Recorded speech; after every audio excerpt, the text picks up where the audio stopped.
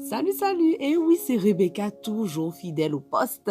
Pour le défi lecture de la Bible de l'aurore au crépuscule, on lit la Bible, on redécouvre les histoires bibliques de la Genèse à l'Apocalypse, 10 minutes tous les jours. Donc tu peux nous rejoindre sans problème. On va bientôt finir le livre de 2 rois. Merci Seigneur parce que ta parole, elle est vivante, elle est vraie. Merci parce que tu nous parles chaque jour personnellement. Merci de bénir tous ceux qui sont avec moi dans ce défi. Permets qu'on puisse tous continuer jusqu'au bout, garder notre motivation et aide-nous à comprendre le passage du jour au nom de Jésus. Amen. Alors on continue. 2 Rois 21, verset 19. Amon avait 22 ans à son avènement et il régna 2 ans à Jérusalem. Sa mère s'appelait Meshulémet. Elle était fille de Harout et Yotba. Il fit ce que l'Éternel considère comme mal, comme l'avait fait son père Manassé. Il suivit en tout l'exemple de son père. Il rendit un culte aux idoles que son père avait servi et il se prosterna devant elles. Il abandonna l'Éternel, le Dieu de ses ancêtres, et ne suivit pas les chemins que celui-ci avait prescrits. Les ministres d'Amon conspirèrent contre lui et l'assassinèrent dans son palais. Mais la population du pays massacra tous ceux qui avaient comploté contre le roi Amon et proclama son fils Josias roi à sa place. Les autres faits et gestes d'Amon sont cités dans le livre des Annales des rois de Juda. Il fut enterré dans son tombeau dans le jardin d'Ouza et son fils Josias lui succéda sur le trône. 2 Rois 22. Josias avait 8 ans à son avènement et il régna 31 ans à Jérusalem. Sa mère s'appelait Yedida. Elle était fille d'Adaya de Potkat. Il fit ce que l'Éternel considère comme juste et suivit en tout l'exemple de son ancêtre David sans jamais s'en écarter ni d'un côté ni de l'autre. La 18e année de son règne, Josias envoya son secrétaire Shaphan, fils d'Atsalia, et son petit-fils Meshulam au temple de l'Éternel et il lui dit « Va trouver le grand prêtre Hilkaya et demande-lui de compter tout l'argent qui a été apporté dans le temple de l'Éternel et que les portiers ont recueilli. Que l'on remette cet argent aux entrepreneurs qui ont la responsabilité des travaux dans le temple de l'Éternel. Ceux-ci paieront les ouvriers qui effectuent les réparations dans le temple, les charpentiers, les ouvriers du bâtiment, les maçons. Ils achèteront aussi le bois et les pierres de taille pour consolider l'édifice. On ne leur demandera pas de compte pour l'argent qui leur est confié, car ce sont des gens honnêtes. À cette occasion, le grand prêtre Hilkaya annonça à Shaphan, le secrétaire, « J'ai trouvé le livre de la loi dans le temple de l'Éternel. » Et Hilkaya remit le livre à Shaphan. Celui-ci le lut, puis il se rendit auprès du roi pour lui faire un rapport. Tes serviteurs, dit-il, ont versé l'argent qui se trouvait dans le temple aux entrepreneurs responsables des travaux dans le temple. Puis il ajouta, le prêtre Hilkaya m'a remis un livre et Shaphan se mit à en faire la lecture devant le roi. Lorsque Josias entendit le contenu du livre de la loi, il déchira ses vêtements, puis il convoqua le prêtre Hilkaya, Ahikam, fils de Shaphan, Akbor, fils de Miché, Shaphan, le secrétaire, et Azaya, l'un des ministres. Allez consulter l'Éternel pour moi, leur dit-il, ainsi que pour le peuple et pour tout Juda au sujet des enseignements de ce livre que l'on vient de retrouver, car la colère de l'Éternel est bien grande. Elle s'est enflammée contre nous parce que nos ancêtres n'ont pas obéi aux paroles de ce livre et n'ont pas appliqué tout ce qui est écrit. Alors le prêtre Hilkaya, Ahikam, Akbor, Shaphan et Azaya se rendirent chez la prophétesse Hulda, femme de Shallum, fils de Tikva, petit-fils de Haras, responsable du vestiaire du temple.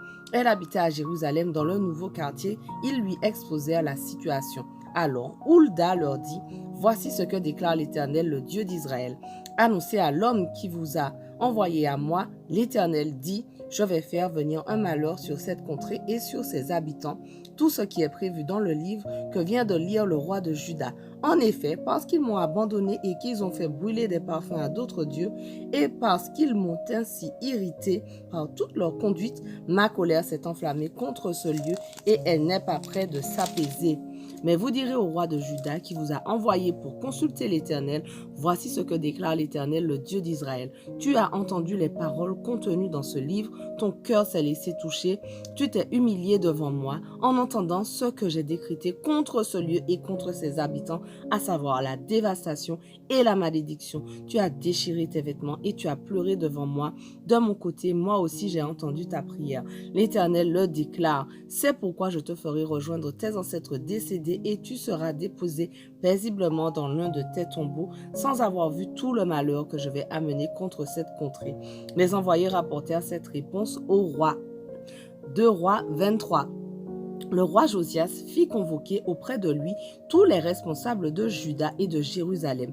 Puis il monta au temple de l'Éternel, accompagné de toute la population de Juda et de tous les habitants de Jérusalem, des prêtres, des prophètes et de tous les gens du peuple, quelle que fût leur condition sociale. Devant tous, il lut tout ce qui était écrit dans le livre de l'Alliance que l'on avait retrouvé dans le temple de l'Éternel. Le roi se tenait sur une estrade. Il conclut devant l'Éternel une alliance par laquelle il s'engagea à être fidèle à l'Éternel et à obéir à ses commandements, à ses lois et à ses ordonnances de tout son cœur et de tout son être, à respecter toutes les clauses de l'alliance figurant dans ce livre. De son côté, tout le peuple adhéra à cette alliance. Ensuite, le roi ordonna au grand prêtre Hilkia, aux prêtres adjoints et aux prêtres qui surveillaient l'entrée du temple de jeter hors du sanctuaire de l'Éternel tous les objets qu'on avait fabriqués pour le culte de Baal, d'Achéra et des astres du ciel. Ils furent brûlés à l'extérieur de Jérusalem dans les champs de la vallée du Cédron et l'on transporta leurs cendres à Béthel. Le roi destitua les prêtres idolâtres institués par les rois de Juda pour brûler l'encens sur les hauts lieux dans les villes de Juda et près de Jérusalem. Il supprima aussi ceux qui offraient des parfums à Baal, au soleil, à la lune, aux étoiles et à tous les astres. Il fit ôter du temple de l'Éternel le pieu sacré de la déesse Achéra et on le fit transporter hors de Jérusalem dans la vallée du Cédron où on le brûla et le réduisit en cendres que l'on jeta dans la fosse commune. Le roi fit démolir les maisons des prostituées sacrées qui se trouvaient dans le temple de l'Éternel et où les femmes tissaient des robes pour Achéra. Il fit venir tous les prêtres des villes de Juda. Il profana les hauts lieux depuis Géba jusqu'à Beersheba où les prêtres brûlaient des parfums. Il fit aussi démolir les sanctuaires construits près des portes des villes, en particulier celui qui se trouvait à l'entrée de la porte de Josué, le gouverneur de la ville, et qui était sur la gauche en entrant par la porte de la ville. On ne permit pas aux prêtres des hauts lieux d'officier à l'autel de l'Éternel à Jérusalem. Ils furent seulement autorisés à manger du pain sans levain avec les autres prêtres. Le roi profana aussi le brûloir de Tophet qui se trouvait dans la vallée de Ben-Hinnom pour que personne ne brûle plus son fils ou sa fille pour l'offrir en sacrifice à Moloch.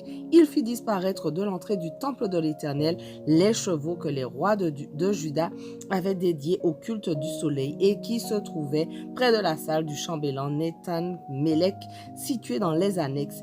Il fit aussi brûler les chars du soleil. Le roi fit abattre les autels qui se trouvaient sur la terrasse des appartements d'Ahaz et que les rois de Juda avaient érigés, ainsi que ceux que Manassé avait bâtis dans les 2 parvis du temple de l'Éternel.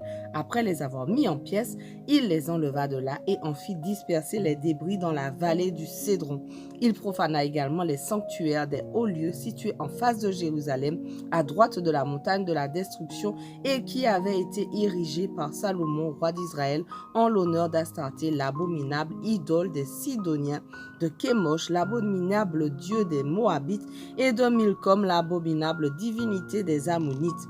Il les profana tous. Josias brisa les stèles, renversa les pieux sacrés d'Achéra et remplit d'ossements humains les emplacements sacrés qu'ils occupaient.